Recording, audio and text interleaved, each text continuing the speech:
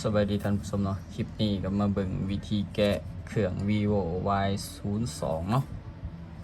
ตัวนี้เป็น vivo เนาะมาเบิ่งมาเริ่มกันเลยเนาะวิธีแกะก็คือตัวนี้ให้คันเฮามีเหล็กจิ้มซิมก็เอาเหล็กจิ้มซิมมาจิ้มถาดซิมนี้ออกเนาะแต่ว่าตัวนี้เฮาบ่ได้ใส่เหล็กจิ้มซิมเนาะใส่มีดล่ามนี่เอาออกเลยเนาะงัดออกจังซี่เนาะหลังจากนั้นก็ปงไว้เนาะให้เฮามาหาตัวนี้เนาะแล้วจิ้มเข้าไปเนาะขีดเข้าไปแบบนี้เนาะตัวนี้จะแกะแต่เดียวเนาะแข็งเนาะหลังจากเฮางัดแบบนี้แล้วเนาะ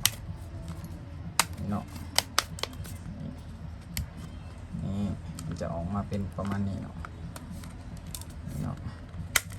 นี่จะเป็นประมาณนี้เนาะออกมาแบบนี้หลังจากนั้นถ้าเขาสิเปลี่ยนจอเขาก็แกะหันตัวนี้เนาะแล้วก็ทำมีทางหลุมพร้อมเนาะตัวนี้เนาะถ้าเขาสิเปลี่ยนแบตก็แมนแกะกับทางเทิงเนาะตัวนี้